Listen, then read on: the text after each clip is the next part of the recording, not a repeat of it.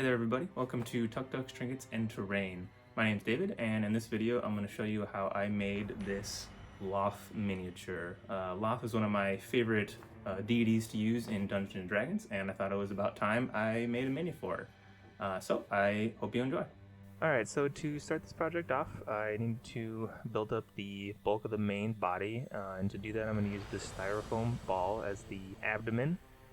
And then for the front of the body, I just crumpled up some aluminum foil to serve as the thorax, I believe it's called, or the front part of the spider. And then just using some barbecue skewer bits here and some glue to secure those both together. And then to bulk out the body as well as sort of give it all one consistent texture, I'm just gonna use some 50-50 water and PVA glue as well as some tissues to do the old paper mache technique. This will give it a nice hard shell as well as sort of unify the two pieces together. Once I had all my layers down, I went over it with some full strength PVA glue just to make sure it wouldn't go anywhere once it was all dry.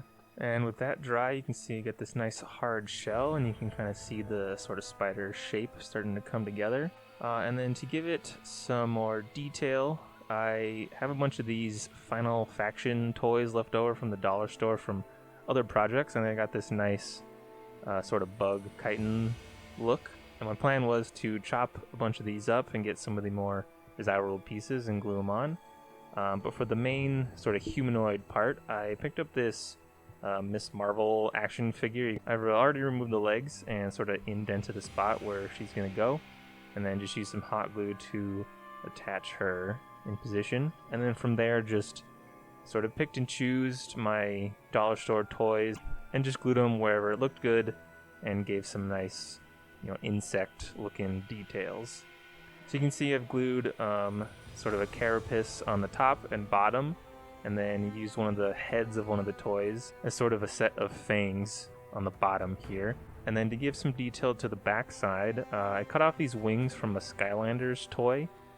These don't end up staying, they were just a little too small, looked kind of funny, but I knew that I wanted some detail on the back here, so this was where I started. Now the way the action figure hands were, it looked like it could hold something, so I figured that I could make a weapon of sorts for it to hold, and I ended up on a spear for really no particular reason. I don't think there are any spears related to Lolth in her lore, but I figured it would look cool, and that was good enough for me. So I'm going to use a barbecue skewer and a couple of these bits. I'm just going to trim them up so the long sort of blade will go on one side, and then I'm going to trim off the little spear tip for the other and just attach those with some super glue. And I'm doing this right now before I continue on any further, because I wanted to make sure the arms were going to be in a good position before I glued them in place. But my barbecue skewer was a little too thick. It looks kind of cartoony, so I trimmed it down a bit with my X-Acto blade, which also gave it a nice sort of rough hewn texture, and then glued on the final bit there. And then you can see here kind of where I'm thinking the arms are going to go, with the head sort of tilted off to one side. But I ended up finding this little arm bit in my box, and I thought that it would be a cool replacement for her other hand, so I just chopped it off and replaced it with some super glue. Now to meld all these pieces together, I grabbed some green stuff and mixed it up and rolled it out into this sort of long tube, and I laid this down essentially between the body and the pieces of the toys that I've glued on.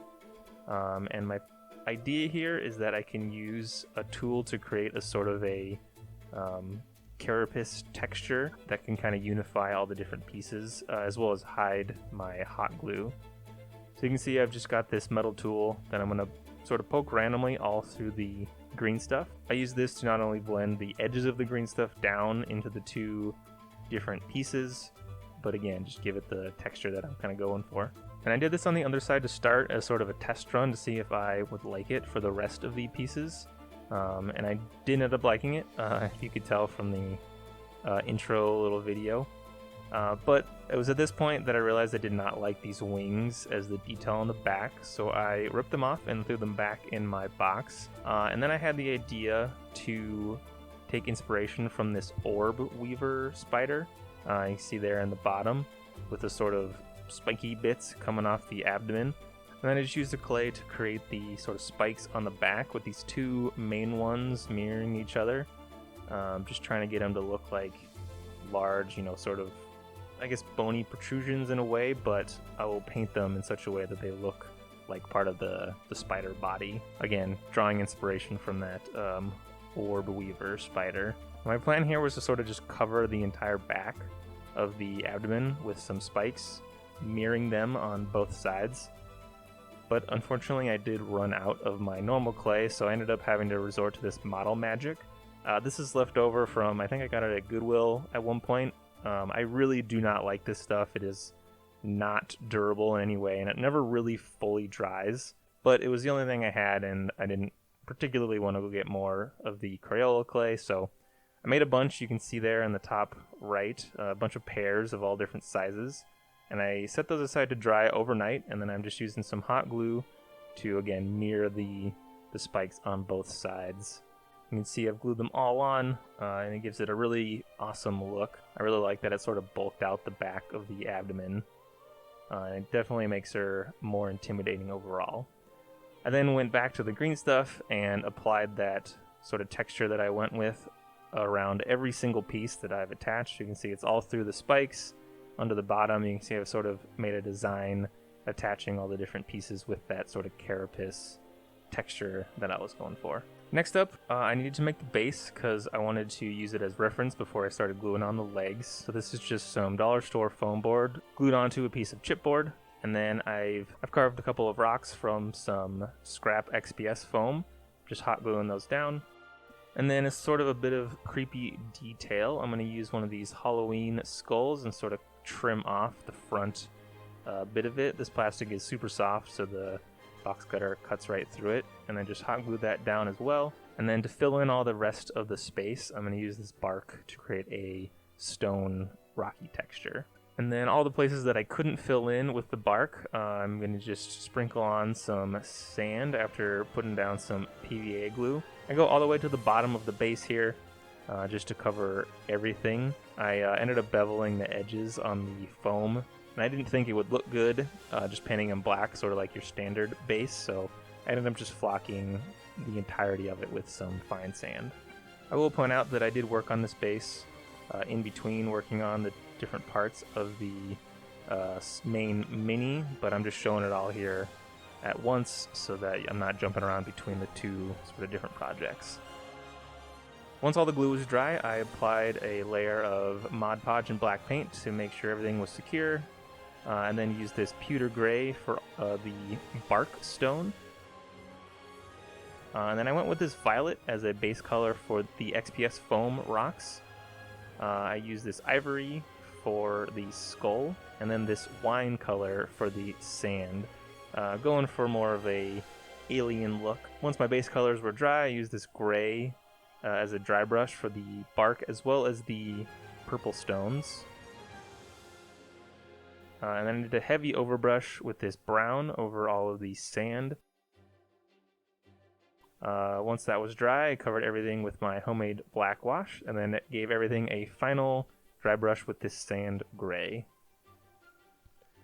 And then glued on some grass tufts to cover some of the areas where the sand didn't cover completely, as well as just give it a little pop of color here and there. So once the base was all done, I could start the process of gluing the legs on. So you can see I've prepped a bunch of lengths of dowel and barbecue sticks for all the different leg sections, as well as some round beads that I thought I was going to use as sort of the connection point between the different leg pieces. I don't end up using them in the long run, however. So you can see I've made a line of holes on the side of the thorax area, and just using some hot glue, I'm going to jab the first length of dowel in there.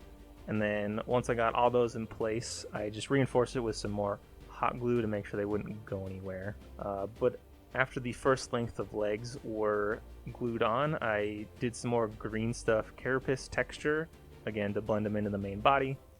Just doing that right now so it was easier to do before gluing on some more leg pieces. I then glued on the next leg piece, again just using hot glue and angling them down as they start to go down towards the ground. It was at this point that it starts to get a little fiddly. So essentially, I'm going to hold the body of Lolth over the base and sort of get the angle right on the next portion of leg, so that once I glue the final piece on, they will be touching the base, or at least near it. It doesn't end up being perfect in the long run, but it's close enough. So here I'm just kind of holding it, getting the angle right, and then again just using some hot glue to attach these. You can see I've drilled little divots in the bottom of the leg section to give a more surface area for the barbecue sticks to adhere to. And then this is essentially just me holding both of these pieces so that the angle is right as the glue cures. And then once it was all cooled, I went back in with some more hot glue and just secured it again. I did that with all 8 legs, as you can see here. Really starting to get that. It was at this point that I realized I needed another set of hands, and lacking those, I wanted to mount, or at least temporarily mount, the main mini to the base. So I've got this hard plastic tube here. I think it's from a collapsible laundry basket. I've also drilled a little hole in the base, you can see there. So I went ahead and painted this black and then just essentially dry fit it into the hole.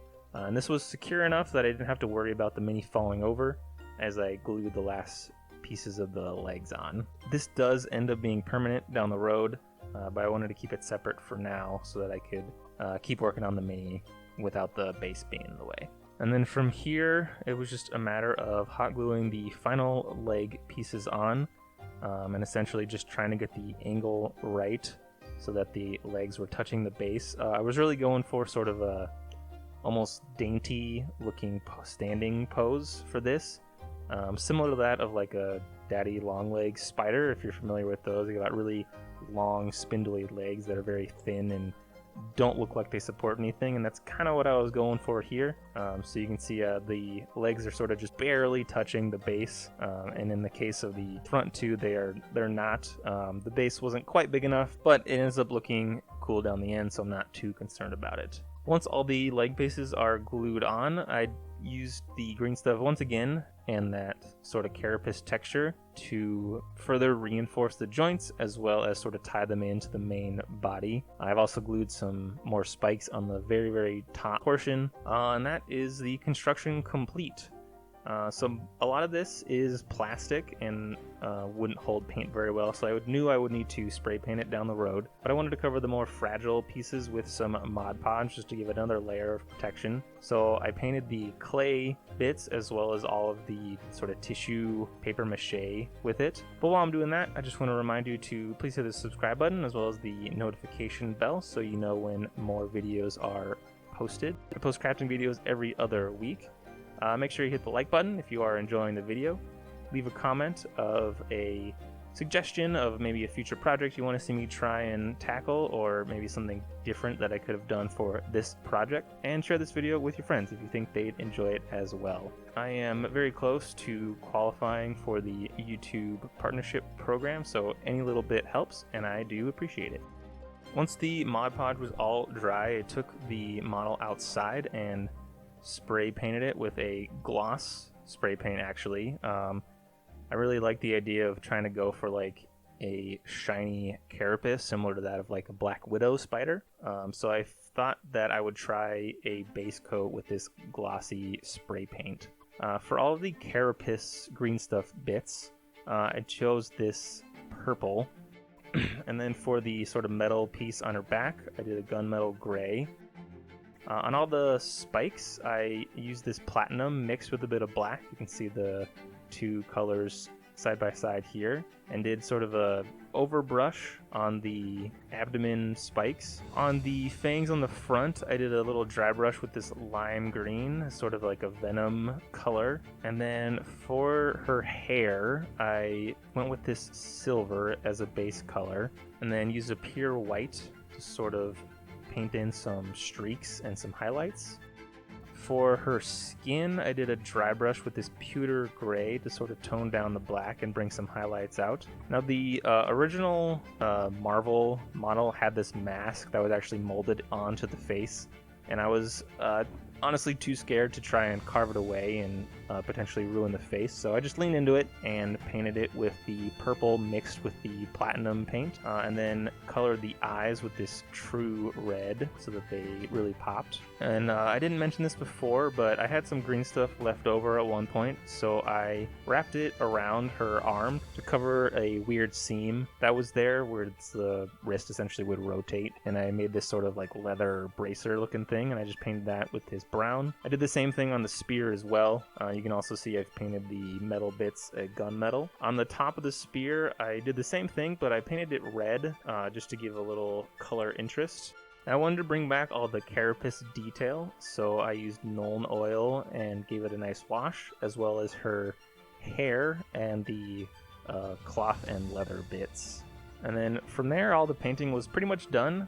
To give her more of a sort of regal, important look, I grabbed a bunch of beads that you can see here, and essentially just made a bunch of different jewelry for her, using the chains and rings to attach some different beads. The one thing I will point out is that I made this sort of, I'll call it a shirt for her out of some lengths of chain and a couple of rings, and essentially I just super glued the rings down underneath her hair. You can see here to give the impression that it's kind of going behind her on her neck, and gave her a nice sort of chain shirt look. So this is all the jewelry that I ended up attaching to her. Just used different colors, different chains, different shapes. So you got it all over her legs, one hanging underneath her body there, and I've got this one on the back, this more elaborate one hanging off of her abdomen. And then for one final detail on the base, I'm going to use the old dryer sheet web method. I just soak these in some 50/50 white glue and water, and just tear chunks of this off and glue them onto the base to create some webbing. This gives it a nice detail, and also actually hides the rod that will support her body next to one of the rocks there. I do use a paintbrush and some full-strength PVA glue to help just secure all the pieces down. And after that, it was just a matter of attaching her to her base, and she is all done.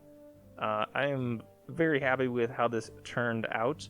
I really like the sort of subdued color that I was going for. You can see all the jewelry adds some nice color and variation. The one thing I did add off camera was a little bit of a venom drip off of the fangs on her lower thorax. That's just a little bit of UV resin with some paint mixed in. And here's that setup that I showed at the beginning of the video, sort of her in context with some other terrain. She is very intimidating. She will probably end up being more of a display piece than anything, as I really hope that I don't have to use her in a D&D game. It would be a rather unfortunate fight, I feel. I hope you enjoyed this project. I do have an Instagram account where I post in-progress pictures and other stuff I've got going on. And I also have an Etsy shop where you can pick up some dungeon tiles and different scatter terrain, things like that. Both of those you can find links for in the description. Don't forget to subscribe, like, leave a comment, all that good YouTube stuff. But more than anything, thank you so much for stopping by. Hope to see you next time.